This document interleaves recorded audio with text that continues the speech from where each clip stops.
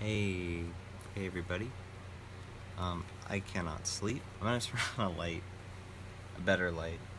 This setup, what I have right now with my camera, I'm using my phone, but like I'm recording it through a computer, not on my phone directly because it would. So you'll see the frames dropping.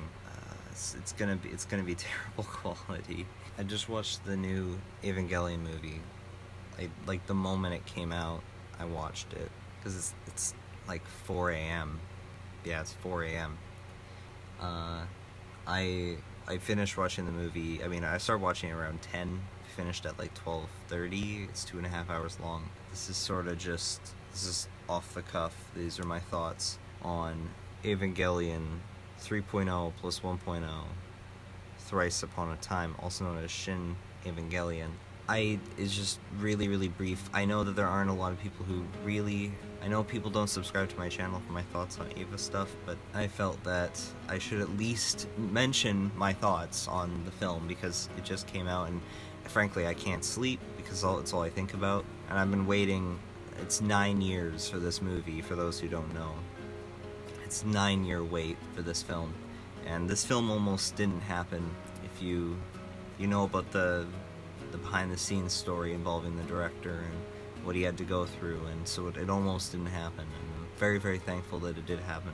I think that the movie really is about that struggle, about the struggle of depression and overcoming that, but I had such a massive emotional response to this film, so much more than I thought I would. If you're an Evangelion fan, like, please watch Rebuild. Please understand that Rebuild are an important part of the Evangelion story, and also, they're full, like, they're actually as deep as the TV show is, and I don't listen to the people who say that they aren't. Watch it yourselves, find your own, like, come to your own conclusions about media, because every time I rewatch those films, I feel like I've attached to them more. And this conclusion is a satisfying conclusion. It's perfect. Frankly, the movie was perfect. This movie is like, I mean, I need to watch it again, but, and I guess I shouldn't say it's perfect, but it's exactly what I wanted. I'm not going to spoil anything. No, that's not true. Well, I mean, I won't go into detail about things. I think that if you haven't seen any Evangelion yet,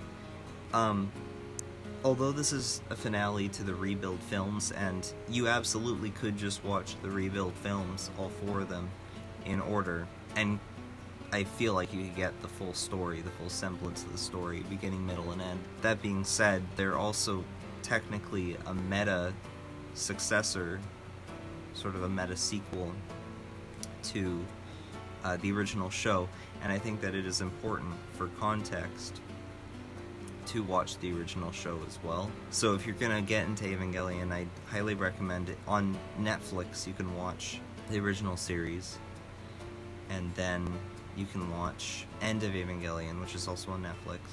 And now on Amazon, all 4 of the Rebuild films are out. Again, sorry about the terrible frame rate. I can't like do like a direct. I could have used maybe my camera, but like my DSLR, but I don't know. This is like the most shoddy setup I've ever had. But on Amazon, you can watch all 4 of the Rebuild films to follow up by. So on Netflix, you watch the original series, you watch End of Eva, then you watch the new films. They're not direct sequels. They are remakes. The new movies are remakes, but if you combine them together, they form this complete story about depression, dealing with depression, and ultimately getting over it. Not getting over it, but like healing. Yeah, this new film is a film about healing. I think it's just really important, especially in today's age, and like a I was gonna say post 2020 world, but frankly, just in this nihilistic digital world where everyone's so, everyone is so like objective and focused on. It's very nihilist. I've seen it a lot even with Eva fans. There's this, like, when they watch like End of Eva, it's this depressive nihilistic, like, what am I doing with my life? And this movie almost is the antithesis to everything the End of Eva was, while also being a lot like End of Eva. It's like it's telling the same message, but the way that it goes about it is like the polar opposite. This film, like, I like, frick, like, it's difficult to put into words how much I enjoyed this film. This experience was like, a part of it was, 9 years of waiting. Part of it was the fact that I'm a fan. Like, I have pen. I've got, it's a mess. It's a mess, but I have, like, the figures. Like, I have that Mari. I'm gonna grab the Mari figure.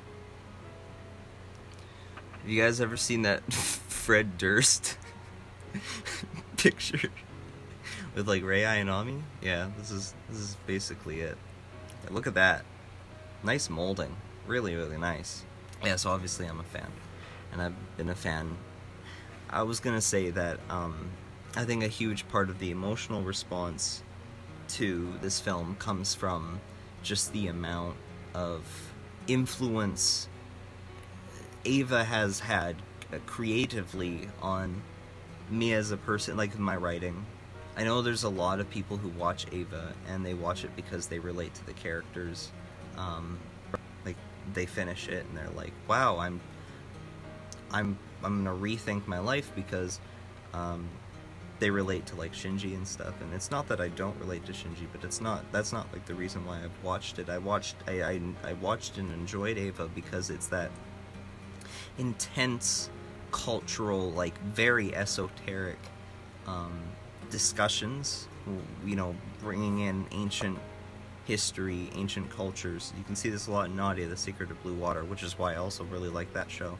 And whether it be the Abrahamic, the Judeo-Christian symbolism, or it's like just the ancient alien stuff, which I'm all about, like, I do that in Twig and Pik-pik, but it's bringing that in, but also having these deep, introspective moments with characters, so you get this rich world of interesting sci-fi and interesting character with these awesome set pieces, gorgeous animation, great music, and great voice acting, great direction. I think what made me really connect and enjoy, makes me continually enjoy Evangelion, especially this new movie, is visual storytelling. And this film, absolutely, it's the entire time it is visually telling a story. You could take the dialogue off, so it's just the visuals and maybe the music and visuals, so it's just montage.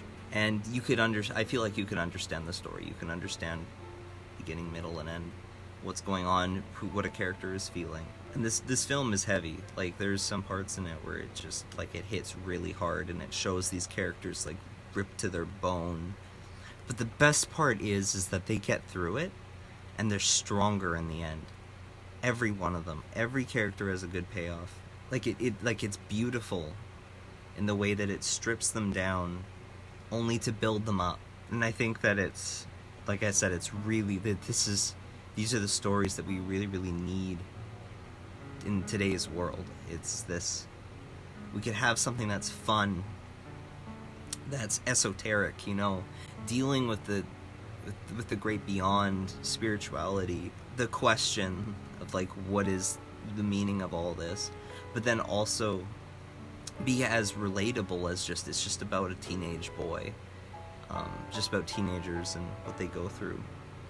I think that one of the big messages of the film is, if you're depressed, or if you're filled with any sort of just angry emotion, not angry, but, like, strong emotion, whether it be, like, grief, resentment, that, or if maybe you're suffering from, like, an abusive relationship, or you're in abuse, or you're surrounded by people that hurt you, or maybe you hurt yourself, all those things, you can get through it.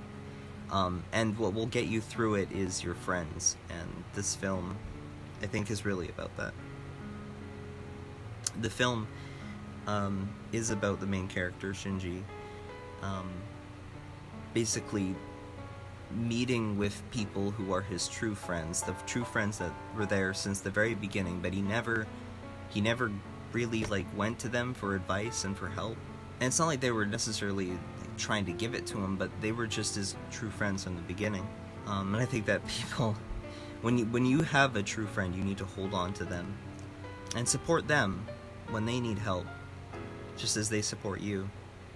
But the film is about his true friends and what they do to him and how they raise him back up, and once he's raised back up, he's ready to help other people, which is a different side to the main character that we've not seen in the series before.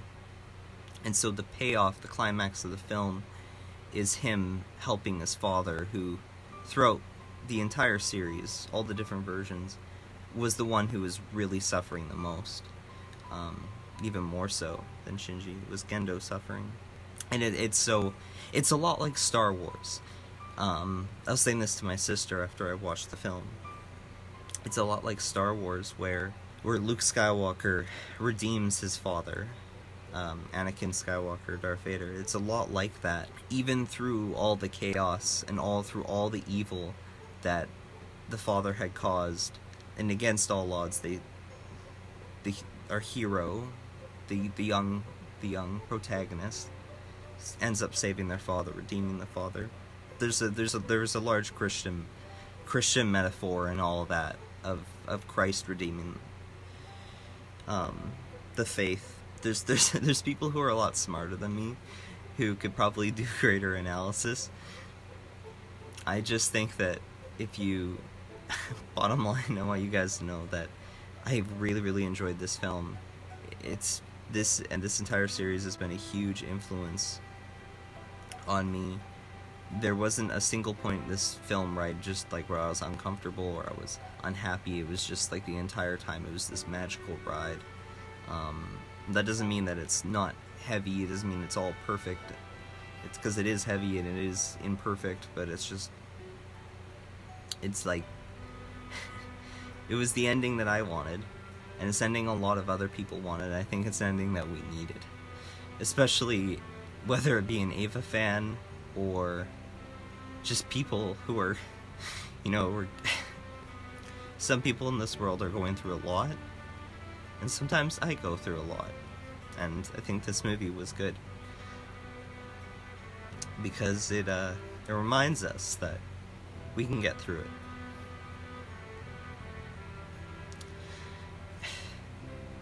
Pen.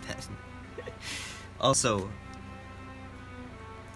screw the haters. Mari is best. Mari is the best girl. I don't care what anyone says. She's weird in this movie, but that's exactly what she's supposed to be. She's supposed to be the weird, otaku, kind of autistic girl, because that's what she's meant to be. She's meant to be this weird person who's self-inserting herself into the story. She's like, wow, I'm so perfect, and everything is so cool, and I don't care, and I'm having fun, because that's the point that she serves into the story. She's meant to be an alien, dropped into the world to break it, which allows it to fix itself, which is what this movie heavily plays into. It heavily plays into this character being this weird, fourth wall breaking, just like, not directly, but like this abstract character who's sort of just, like, obviously we understand that she's sort of like a metaphor for Anno's wife, but we get into the subject of like authorial intent versus death of the author, which to me, I believe, as an artist, all art is actually representative of the author, but not everyone agrees. Certainly academic, scholarly, the normal of academic scholars is that it's always authorial intent is not important. It's always like considered lesser than analysis that is based on death of the author, where the author is not involved, and no analysis is based on the author's intentions. It's all whatever the art says. But I disagree. I think that all art is actually a voice for the artist, and you get to see what they perceived as reality on this earth is through their art. And I think that this is the same. Anyway, Frick. Okay, I've recorded 20 minutes now. I guess there you can't just like summarize your thoughts on Evangelion within 20 minutes. It's not possible, but especially since this is my first time watching this film. Yeah, if you haven't watched Ava, please watch Ava.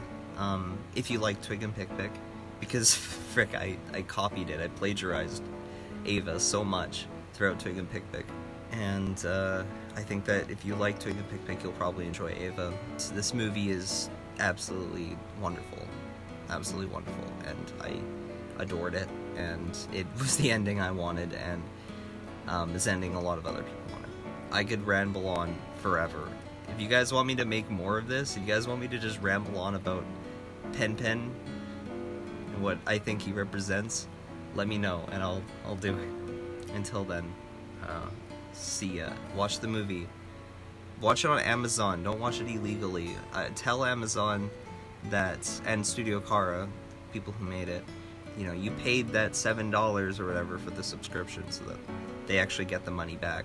I don't know how much of it goes to them. I mean, Amazon is probably as devious and as evil as every other corporation on this planet, but at least we have to support independent artists and independent studios such as anime studios, so make sure you do any way possible, because it means a lot. It means that they can keep going. It means that they can keep creating good art, because unfortunately in order to succeed in art you have to make money, and that's coming from someone who is an artist, and I also have to suffer through that. Okay, I think that's it. I need to edit this down, I think. Alright, love you all. Pen Pen loves you all, and go watch Ava.